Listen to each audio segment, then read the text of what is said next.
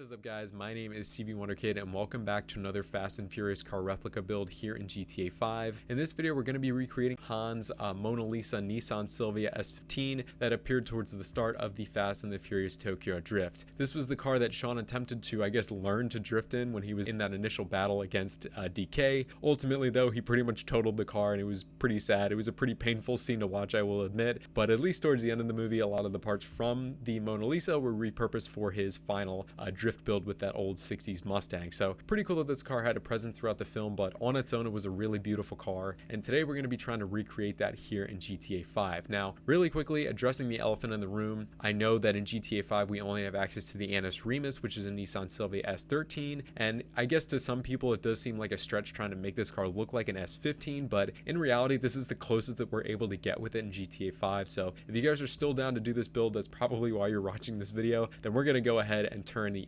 Remus into the Mona Lisa. So obviously if you guys want to go pick up the Remus for this build, you're going to want to go to Southern San Andreas Super Autos, and there you can pick up the car for either $1.37 million or just over $1 million if you've got the trade price unlocked. And then with all the aesthetic modifications, which is what I'm going to be showing you guys in this video, you're going to spend another about $100,000 for everything, including the wheels, the paint, all the aesthetic stuff. And then on top of that, if you guys want to take it a step further and actually drift this car, you're going to want to equip the performance upgrades and then throw on the drift tuning. So that's going to be another additional $300,000. I'm going to leave that decision up to you if you guys want to do that, but we're going to get right started with the aesthetic modifications. So let's get into it. All right, so getting right started, first off, we've got bodywork, and here we're going to just remove the trim. This is kind of the black trim that's on the doors, as you guys can kind of see there. It's a little bit dark, but we're just going to remove that to make the body look a little bit cleaner, a little bit smoother, and ultimately a lot closer to the Nissan Silvia S15. So bodywork's done. For the bumpers here and the front bumpers, I chose the high-end bumper.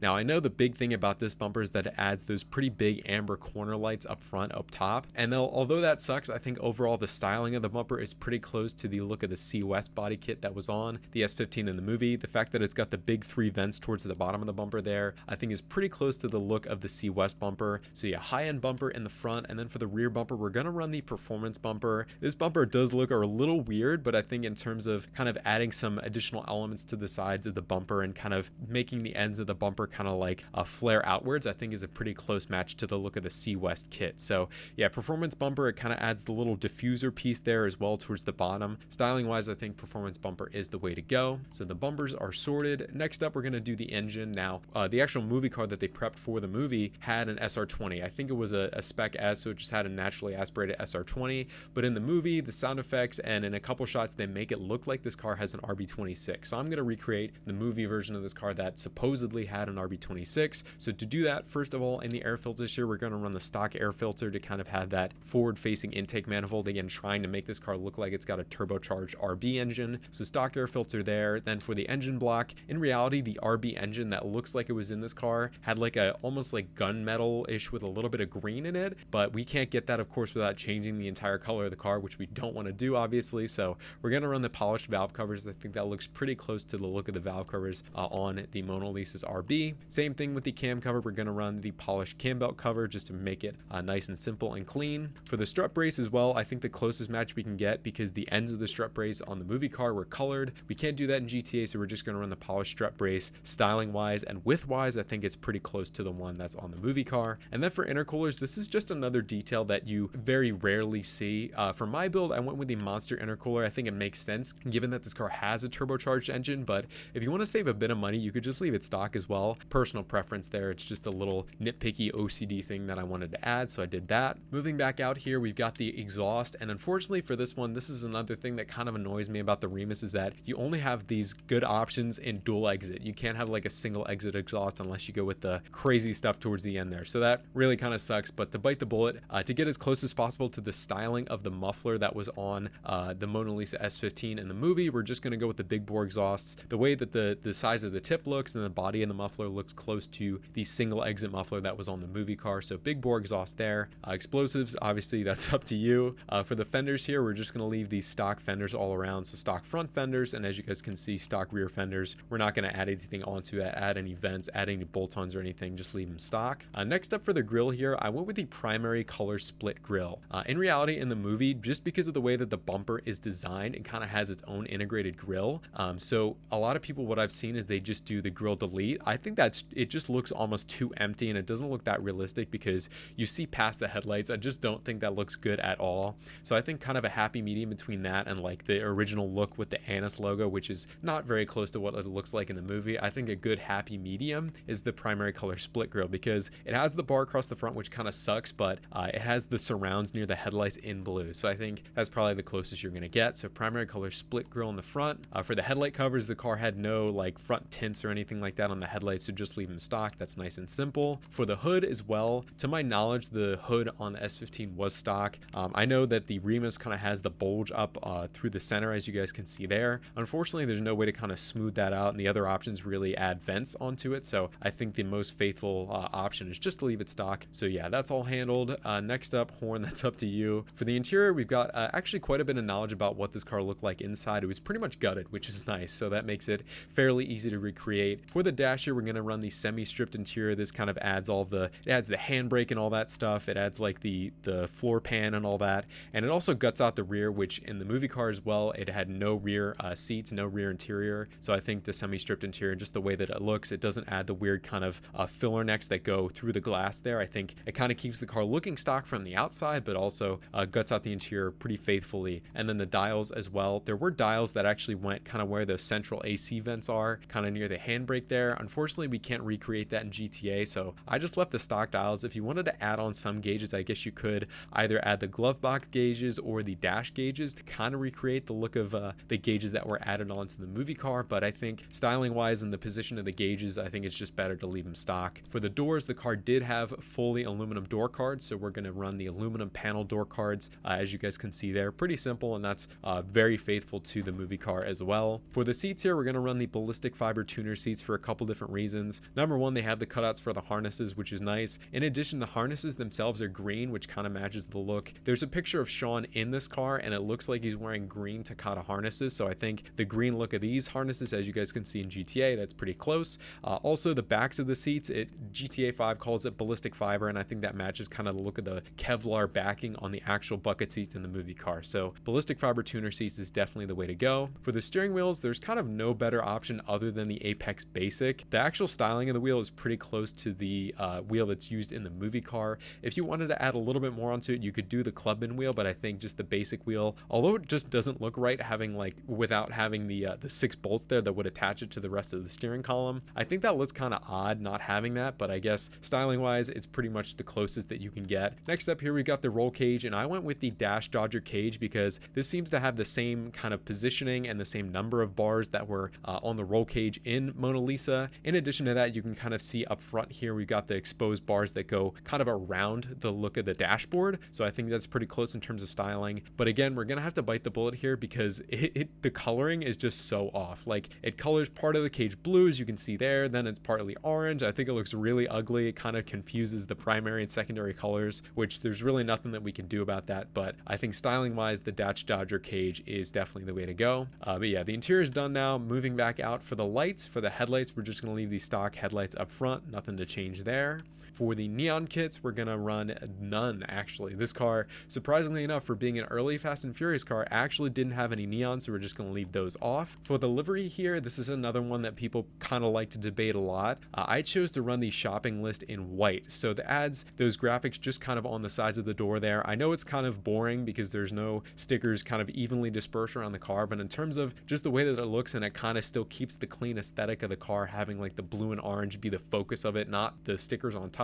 Some people have ran the performance branding. I think it just looks way too busy, and it adds the stickers in all the wrong spots, kind of takes away from the clean focus of the build, which is that color scheme between the orange and the blue. So I think this is a little bit too busy. I think a good, again, happy medium between this and just leaving the livery off is to run the white shopping list graphics, as you guys can see there. Next up here, we got the plate in the rear. We're going to run the blue on white 3 plate. This is kind of the most basic looking blue on white plate. And then if you guys want to go a step further and actually add the plate number, you can do that now in the custom plate website. But yeah, the number on the plate was 1021. I don't know if you can recreate that either putting a space between the 10 and the 21 or putting a dash in between them. I'm not sure if that's possible with the plate creator website, but that is the number that you could change your plate to if you wanted to go to that level of detail. But blue on white 3, I think for the styling of the plate, that's the closest you're going to get. Next up for the respray here, for the primary color, this is actually a pretty simple one. Although it's not perfect, perfect. It's really hard to recreate. For me personally, I think the closest match is to go into metallic section for the primary color, and here I have to reselect it every time. It's really stupid that you can't just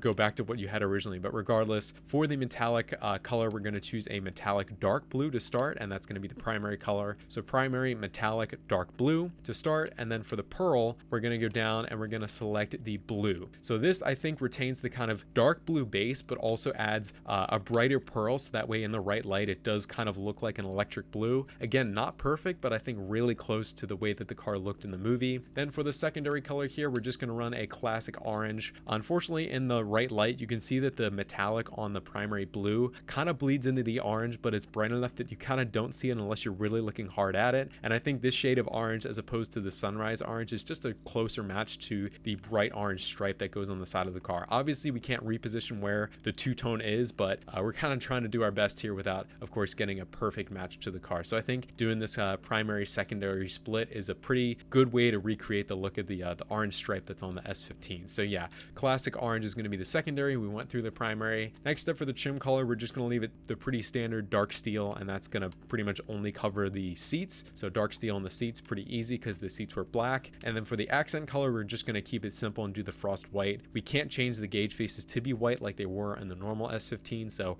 crew emblem, obviously you don't need one for this build. Next up for the roof accessories, we're going to run none. There weren't any add-ons, any antennas or fins or anything like that. And then for the roof itself, we're going to leave that stock as well. No roof scoops necessary for this build. Next up here, we got the skirts. And for this, I ran the performance skirts because I kind of think it steps up kind of the positioning of the bottom of the skirts in relation to the ground. So the front bumper is the lowest, then the skirts are kind of in the middle, and then the rear bumper is a lot higher. I think it kind of blends the front bumper and the rear bumper. In addition, the performance skirts kind of have the same aesthetic as the Sea West skirts. They kind of jut out a bit in terms of overall styling and kind of blending the front and the rear of the car. I think they're a really good match. So performance skirts there. Next up for the sun strips, I just ran the primary one. In reality, the car in the movie had a white sun strip with a sticker on top. Unfortunately, we can't get that here in GTA, even with the addition of the livery. So I think primary sun strip is probably the best match you're going to get. Next up for the spoiler here, I chose the Muscle Killer wing. Pretty common choice for this build is to run the drift wing, and I can see why. Mainly it's because the kind of the ends of the wing, these little end plates here, look the closest to the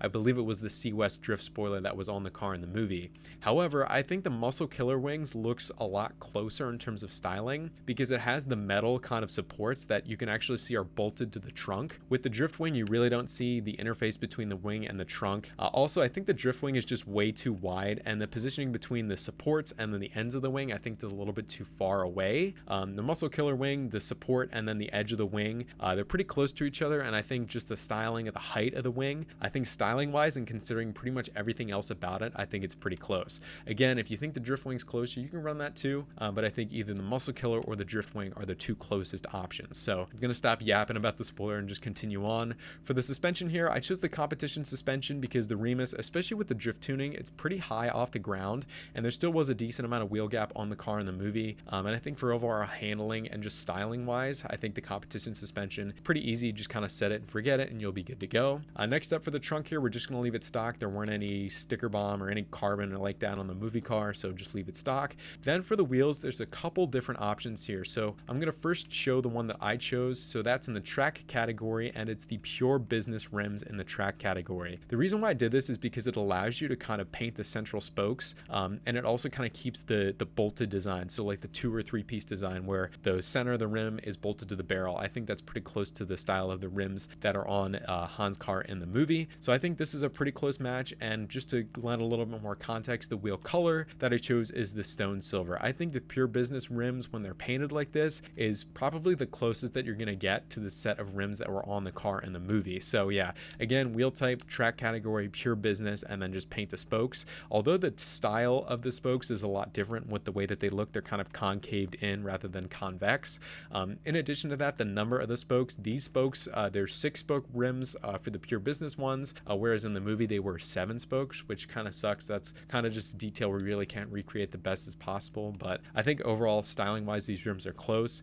So there are a couple other options for wheels as well. So first of all, other than the pure business ones in the sports category, we can just go into chrome here. They're called the Duper 7s. Here we go. So the Duper 7s are pretty close to the style styling of the rims on the movie car. They are actually 7 spokes, but the design of them and the way the barrels look it's just way too different in my opinion to want to run these. A lot of people also run the oozers because the style of these spokes is pretty spot on to the movie car rims, in terms of them being like a concave convex design and also having the pretty visible barrel there.